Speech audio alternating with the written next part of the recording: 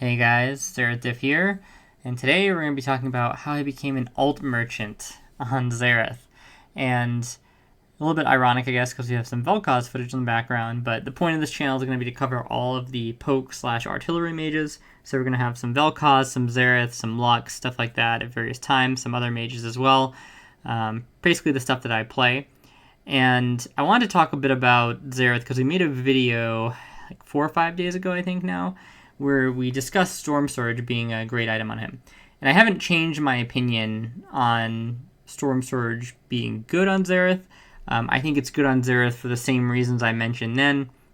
However, I've been testing a lot of things, and I've been testing the alt merchant build, which is basically where you go Horizon Focus. Well, you tend to go Horizon Focus second, and you go Malignance first. So you basically rush those two, and the whole idea is that you stack haste. I also take the haste rune from the the 3 rune choices, and then I get a little bit of haste. I go first strike, so I get haste from the last notable in the inspiration tree. I think it ends up being something like 8 haste or something. So I end up getting probably 18 or so haste from runes and masteries, and then we get 25 haste from the Horizon Focus, and then we have, I believe, 15 normal haste from Malignant, and then 20 ultimate haste. And the whole idea of the build is just to, use your ultimate as much as possible. And after playing with it for about a week or so, because I like to test things out pretty thoroughly. I'm not really a person who's going to go into, 10 games or 5 games and be like, oh, this is a better build or something like that. I don't even really like to take into account win rate. I think it's fun to do stuff like that, have one account where I do this build, one account where I do that build, see where they kind of end up. But I don't think it really tells you anything because the variance in this game is just so high, not only in terms of what actually goes on in the games themselves, but like the picks, how you're playing that day. Like there's so many variables, right? So when I compare things, I really base it off of feel, almost like the equivalent of the eye test in a sport, right? How am I feeling this is contributing to my impact on the game? That's kind of what I look at, right? Have I been able to affect fights more because of this, or affect them less, right? And a lot of times when we're talking about certain item decisions in the game, it can be very difficult to discern which items are actually better. Now, there's going to be some obvious choices on some obvious champions, but barring those things, it can be really difficult to determine, like, okay, this item is like actually better on this champion. And people love to go to the data sites, right? But the data sites have the same problem that I just mentioned with everything else, right? You don't know anything about the games, the situations that the items are being built in. In fact, in some games, certain items are more likely to be built in certain situations, and that's contributing to their win rate on the website. So you building it in a more generalized situation, may not actually lead to the outcomes that you're desiring. But people so often love to be like, oh yeah, well, if you go Horizon second, it's a 50-some% win rate. And if you go Shadowflame second, it's a 52% win rate. So you can see the difference. It's like, no, like that's all BS, right? We can make a video specifically about why a lot of the item win rates on the websites, I don't want to say, like, they're useful data point, right? It's something to look at. But to put a lot of stock in them, in my opinion, is clearly a mistake. So when I am looking at things, like I said, I'm trying to feel myself how much impact something had. Now, this is normally very difficult, like I said. However, in the case of something like Malignance and Horizon Focus, what we're trying to do with this build where we spam the ult cooldown, it's actually easier to see the difference than normal because you can really feel when your ult is going to be back up, and you can feel how much impact you were able to have with that ult, right? So it was very obvious to me when I had ult in a situation in this build that I wouldn't have it on the Ludens build, because after playing for so long, you almost have like an internal timer where you kind of know when your ult should be up, right? You don't even almost have to look at your ult cooldown. I mean, obviously you are looking at it, but you kind of just know when it's going to be up through feel of the game. And, when playing the Malignance build, like, okay, yeah, my ult wouldn't have been up there. My ult wouldn't have been up there.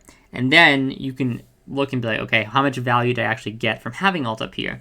And that actually gives you a pretty good idea of what to think of the build. And this completely changed my entire mentality and how I approach playing Xerath, honestly.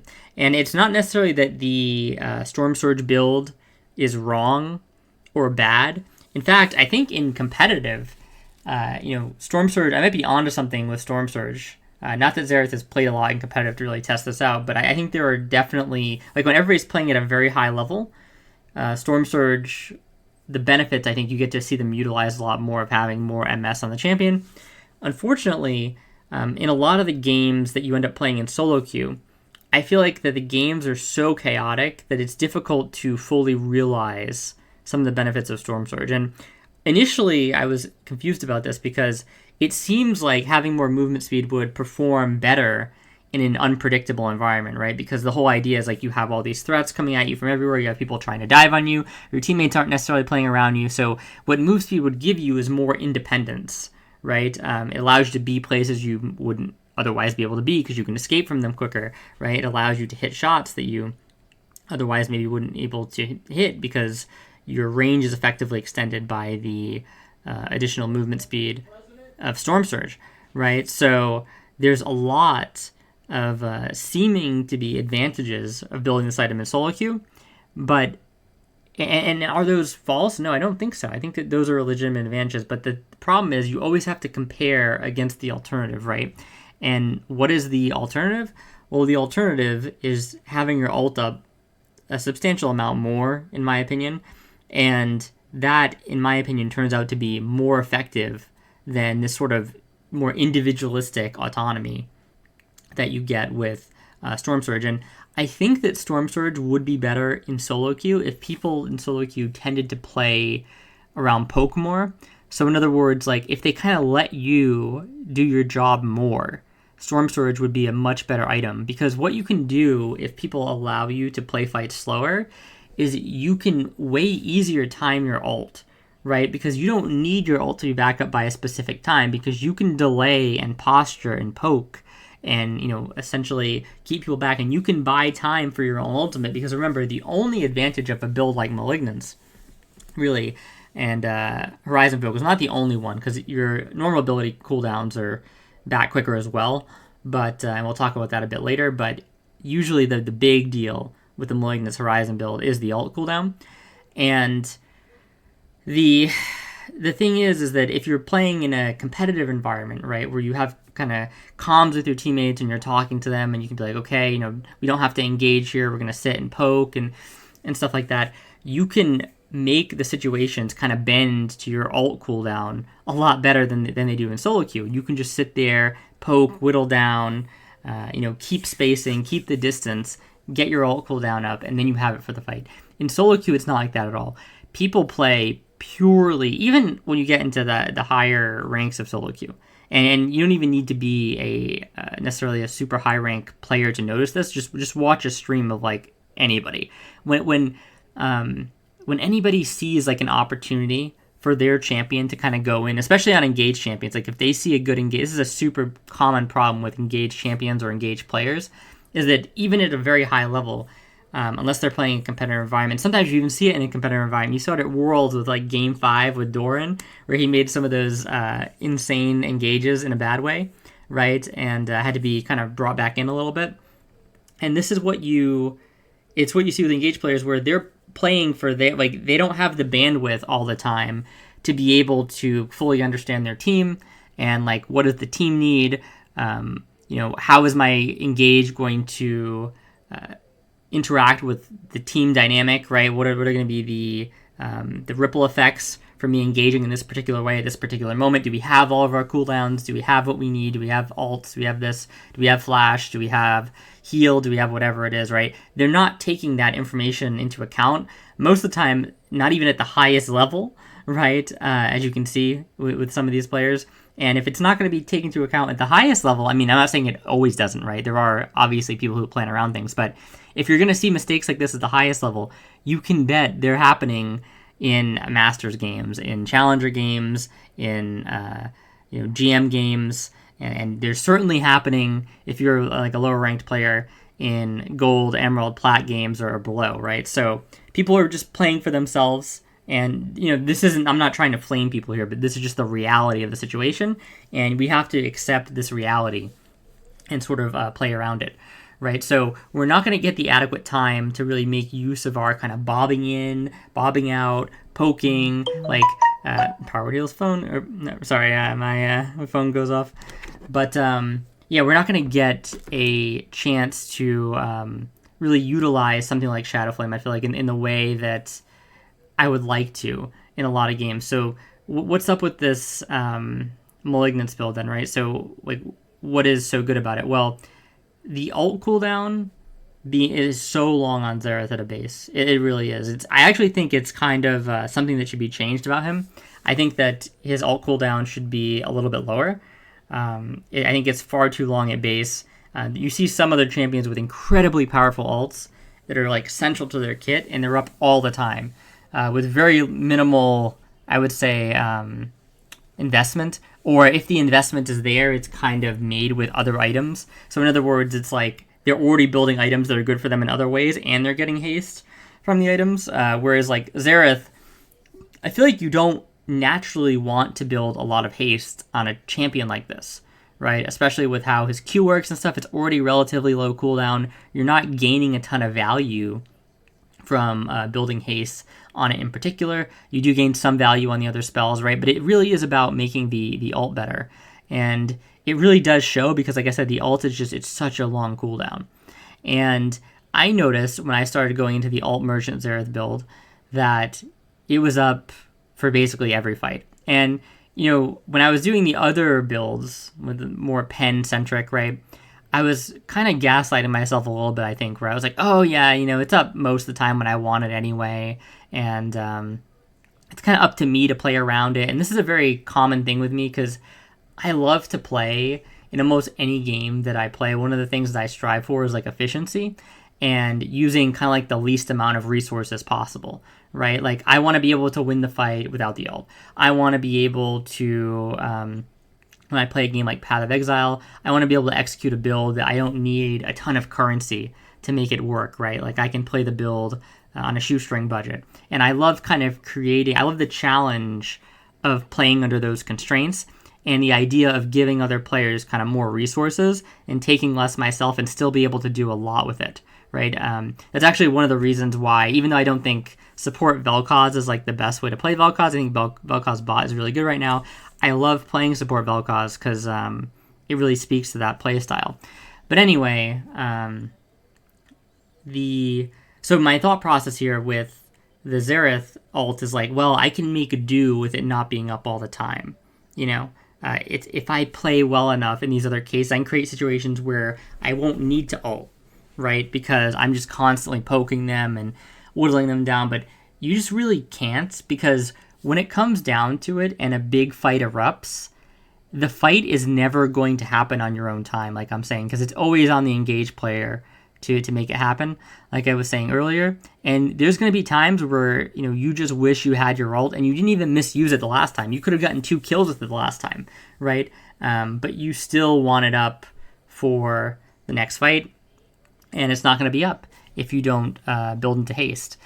This isn't like something like Lux. Like I see a lot of people, I feel like, overbuilding into haste with Lux because the idea is like, well, her ult's short, so I'll make it even shorter. But the thing with the champion like that is the benefit of that, in my opinion, is, you know, it's not as concrete.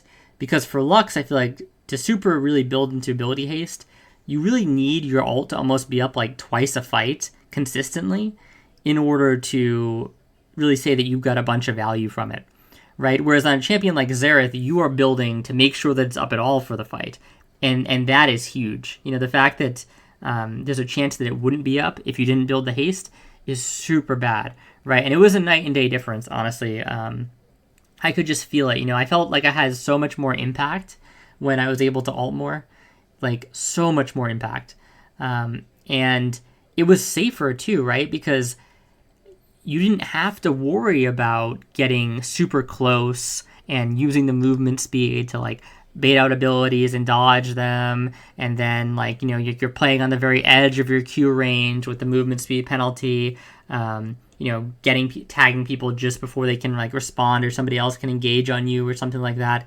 The stress level was a lot lower as well. So this isn't even like I think for players that are really good at spacing on Xerath and understand how to play him, like what range they can safely Q at, W at, and things of that nature, it's still just so much easier to play the alt-centric version, and it's so noticeably easier that it does make an impact. A lot of players think, especially I feel like players that aren't really ranked super high in these games, that they'll make assumptions that, the easier execution option, that's something for us noobs, right? And if you become a really good player, that's when you go from the easy to execute option to the thing that's just strictly better, right, numbers-wise. And I'll tell you, from being pretty high up in quite a few games, I feel like that's almost never the case unless the benefits are absolutely insane. And I'll just give you a little bit of example from another game. So I played a lot of Destiny 2, and Destiny 2 is not a very popular game anymore, but at one point it sort of was. And there's tons of different weapons in that game. And one of the ways that they differentiate weapons is they have this kind of value. It's like a hidden stat of aim assist, but you can see it with this third-party website. And basically, even on mouse and keyboard, there's a tiny bit of bullet magnetism in Destiny. So it's not full-on aim assist where the weapon is aimed for you, but there's a slight bit of magnetism.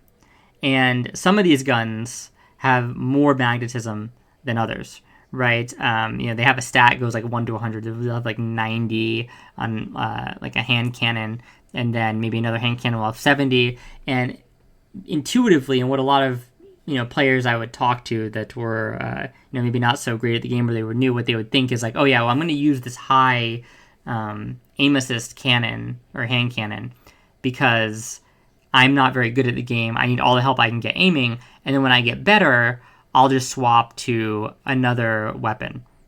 Right now, how the weapons work in Destiny is the damage is not different in the same weapon class. So for example, even if one weapon has 90 aim assist and the other has 70 aim assist, the 70 aim assist weapon isn't doing more damage if it's in the same class. It might just be have a reward of like better perks on the weapon, and the perks tend to come in after the fact. So they don't help you get the first elimination in the engagement a lot of the times, right? It'll be like once you get an elimination, you get like a power-up is the idea to help chain into other eliminations. So people often think like, oh yeah, well if you're a good player, you're going to play with the gun with the better perks, and then you don't really care as much about things like aim assist because you're already so good. But the reality is the consistency that even the small amount of magnetism gives you, almost every like top player in that game played with the high magnetism weapons, unless there was like such a discrepancy between the perks where it was like night and day. And your average player would look at it and they'd be like, well, even if there's only a little discrepancy in the perks, like a professional or a really good player is going to play with the perk advantage because they have such a mastery of the fundamentals already. But the truth is, even when you're really, really good, you don't really master the fundamentals to that degree, right? And it's just a very similar situation here, right? Like you can be the best Xerath player in the world at spacing, like moving in and out at the perfect time, right? And this movement speed is really helping you. But the reality is just that the impact that your ult is giving you here from being up more often is worth so much more that it just dwarfs that, right? So it doesn't matter that you're doing the quote-unquote easier gameplay when you're a more advanced player. The easier gameplay in this particular situation is more effective, right? And that's what I want to impress upon you guys. And yeah, there's just nothing like having your ult up for basically every fight. It really is that simple. It's a sizable difference in the cooldown, and I didn't think it would be as big of a deal, like I said, but I think what it is when you're in the heat of the moment of the game and you don't have your ult, your brain is trying to rationalize why it's okay for you to not have your ult. It's not really thinking like, oh man, like, because if you just constantly thought I had my ult here, if I had my ult here all the time, it would feel super bad. And there's some instances where it's super obvious that you want your ult when you don't have it. But there's a lot of instances where, you would probably ult if you had it, but you don't have it, and you're just like, it's okay.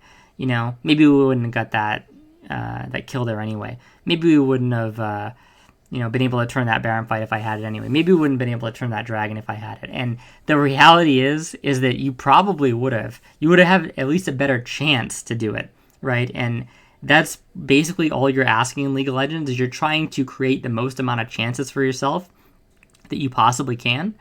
And the additional ult cooldown allows that to happen in a way that just doesn't happen with a normal build. So pretty much in every game, I'm building the ult build right now, which is Malignance into Horizon Focus, and I think it's fantastic. Another underrated thing too about Horizon Focus. Now we're mostly building Horizon Focus for the haste, but the vision on Horizon Focus is underrated, I will say, and it's something that you don't really realize until you play with it. And a lot of people, they like to talk about it in this kind of nebulous way, and this I think is what really made me, skeptical about it at first, because they would say like things like, oh well, obviously like higher ELO players, it's when they have more vision, it's like so powerful, right? That's the main limiting factor when you're like a really good player at the game. And they try and make it this like nebulous thing about vision and about how you're providing vision for the team and other players. And sure, sometimes Horizon Focus does that, right? But really, even providing vision for just yourself on the primary target can be a big deal, because there's so many times where you don't have perfect vision from other factors in the world, like ward placement and stuff like that, people denying vision with pinks. And what happens is when you tag somebody, they may dip out of the fight, not even intentionally, they're just moving away, right? They're either moving away from you trying to dodge, or they're moving away from the conflict in general so they don't get hit by multiple things, including you, right? So they're just moving away from the fight, and often that means they're kind of moving out of vision. And being able to just have eyes on them and track them for just those couple seconds longer is huge. And then obviously if you hit them again, I think you get the refresh again. It's either that or it's up long enough for you to finish most eliminations anyway. So that has been a super underrated aspect of this build, is the vision. And sometimes, you will catch players that they were like waiting in a bush or something. You don't really have vision of it.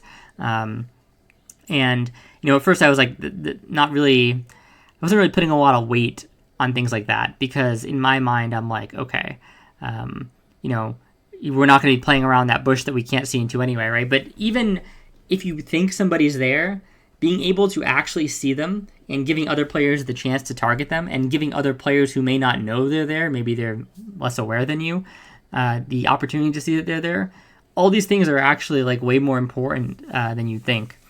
And yeah, just a super underrated item that I recant ever being skeptical of, and it still does pretty decent damage as well. It's not like Horizon Focus is a no damage item, but yeah, it's super underrated. So I'm absolutely loving the build. Also, personally, I don't really find much of a damage difference between the build that I'm using and the other build in the late game. There is a damage difference. The other build does more damage per shot. However, by the time you get to late game, you're doing a ton of damage anyway. And if I'm going to be completely honest, the difference in damage is more noticeable on the mid build because you have less items. By the time you get to 6 item on AD carry, which you can do way easier than you think actually on these AP champions because of the cost of AP items, the fact that you tend to use Magi's on Xerath. But the fact that you get, once you get to 6 items on that AP character, AP carry, you really don't notice the difference that much because you're already starting to like 2 or 3 shot these squishy players on the enemy team. And although the damage on the margins can make a difference, it's likely not making a difference in the amount of abilities it takes to actually take out a squishy champion. Right, so once you start factoring in MR or talking about hitting bruisers, then the pure damage build does a little bit better. But until you get to those targets, if you're talking about hitting the AD carry, hitting the enemy squishy mid, they're mostly going to evaporate in the same amount of ability hits that they would between both builds.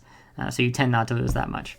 And the final thing I'm going to talk about is the haste items give a decent amount of haste for the rest of your abilities as well. The only item that's even tied to your ult specifically is Malignance, and then you have the Axiom Arcanum, which is the rune that's tied to your ult specifically. But outside of that, Horizon Focus gives 25 ability haste to everything, right? Malignance gives, I think, 15 to everything on the item. So just building these two items gives you quite a bit of haste. Now, if you weren't going to build Malignance, you were probably going to build Ludens, or you're going to build the Blackfire Torch, probably going to build Ludens, right? So in most cases, you're getting like 5 ability haste, from building the Malignance over Ludens, and you'd actually be losing 5 ability haste just flat if you were to build a Torch over Malignance. But so you're only gaining it's plus or minus 5 there. But on the Horizon Focus, you're pretty much just straight up gaining 25 ability haste because you're not really building that item otherwise, and there's no other item that gives an equivalent amount of haste that you build in the other build. So gaining 25 ability haste when you typically don't stack that much ability haste on a character to begin with is really noticeable. On the Q, you do notice it a little bit. It's not the most noticeable because the cooldown's already low and how you aim it and stuff. But on things like your E and your W, you actually do notice it a lot as well. I feel like I can definitely get more stuns off in a fight much more reliably with the ability haste build. And, Xerath stun, even though it's hard to hit, it can be very, very impactful when you actually do get a good long-range stun. So that's pretty good. And then obviously the slow is pretty massive, and if you do manage to hit somebody in the center with your slow, it's insane damage, especially because if you're playing a carry role, it's most likely level to the max. So it's most likely level 5. So if you actually hit somebody in dead center, it does more damage than your Q, right?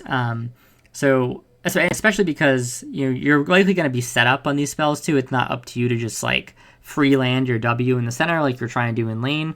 So with that being said, I'm really, really liking this build. I recommend you guys check it out. For reference, just for the build order, you go Malignance, then you go Horizon Focus, then you can kind of do whatever you want. What I do after that typically is I have a Dark Seal, and I like to build Dark Seal into Magi's in most games unless I feel like I'm really going to easily lose my stacks. And it's way easier to keep your stacks even in more difficult games with the ult build, which is another benefit of having the ult build. So I'll go Magi's after that typically, and then I'll go into Rabadons, and then Shadow Flames. That's 5 items right there. And then you can really, for the last item, you can kind of go anything. You could actually build Storm Surge if you want as the last item for a little bit more damage. You could build something like the Leandries, if they're a really tanky team. Void Staff, really strong. I typically go Void Staff, honestly, because what a lot of people don't realize about Void Staff is that, if you're dealing with even Bruiser or anti-mage champions on the enemy team, they have a higher base MR than people think. A lot of people think of a champion like Sylas, and they probably think he has AD carry, magic resist, and the reality is that he has higher than that, So AD carry, when they're fully late game, I think it's 50 or it's 49 MR they have nowadays after the durability patch. So you could get pretty close to 0 if you were doing, something like a Shadow Flame, Pen Boots, and Shadow Flame, Pen Boots, and then Storm Surge, right? Because it's 15, 15, and then 12, I think, at the baseline. And if you were mid Xerath, you would actually be very close to 50 because I think it's 18. So it's 15, 15, 15, then additional 3, and then you have the 10%. So you would actually probably be doing true damage to 80 carries that don't build MR if you were mid with the Spell Pen Boots. And you're very close to doing true damage with them as a bot lane player with those 3 items. But the moment somebody builds one MR item, that kind of goes out the window, and Void Staff becomes super good value. And like I said, against targets that look like they're squishy, but something like Sylas, I believe he has 70 or 80 MR normal. So that's where something like the Void Staff comes into play, and you're actually way better off actually building Void in those games where you have a bunch of champions like that, or anybody that's kind of building even a little bit of MR. Like usually even the enemy support player, like even if it's something like a Sona who would have the 49 MR at max level, and they're probably not even going to get to max level because they're support, they're probably going to have something like an Aegis or just something that gives them a little bit of resistance. So it's Void Staff tends to be pretty good in every game. So I would say, Malignance, right? Then Horizon Focus, then Rabadons, then I would do Magi's, which is 4, and then I would do Shadow Flame, and then I would do Void Staff. And that's going to be your typical 6-item build. And then obviously you can kind of change things out. Like if they're really tanky, maybe you do Void Staff and you do Liandry's, and you take out the Shadow Flame. Shadow Flame is a great item just in terms of the overall damage. But on Xerath, I prefer to open and start fights with my ult, or, have my ult going at the start of the fight where people tend to be higher HP. So I find that, you're not always getting huge benefit from the unique passive on Shadow Flame. But the great thing about Shadow Flame is it's still a great item on its own, giving pen and ability powered, just like raw damage stats. And the extra effect is just a bit of a bonus, so I still tend to like to build that over something like Shadow Flame if I can only build one of them for the whole game. Granted, if you really did want to combine the movement speed aspect from the last video with the ability haste aspect, then you could build, something like Storm Surge later on in the build. So you would basically just do the same build. You would go Malignance, you would go Horizon Focus, then you would go Void Staff, right? Rabadons. Then you have your Magi's, so that's 4 items. Then you'd have a Void Staff, and then you'd have a Storm Surge. So you basically just swap out the Shadow Flame for Storm Surge. So yeah, try that build out, guys. I think you're gonna love it. I don't know. It's just too good. It's too good. I don't think it's broken or anything, but I just mean like out of all the builds you could go on Xerath, in my opinion, it's by far the best. And I think once you kind of get into game and you play test it, you'll notice that. So yeah, thanks for watching. If you like this, like, comment, and subscribe. Feel free to let me know what you think down in the comments. Let me know if you've tested out and tried it, because I think this is the way to go, and I think it's the most effective way to build Xerath. The one exception here is I would not do this on support Xerath. I'll probably make an entire video on support Xerath. I don't think it's very good right now. The reason why I wouldn't probably do it on support Xerath is because you just need all the damage you can get. And even though Luden's is sort of like an inconsistent damage item, I feel like unless you get really accelerated as support Xerath, you probably just feel like you hit like a wet noodle with your R, because you're so behind all the time, and having a little bit more help is really strong. Now, it's possible that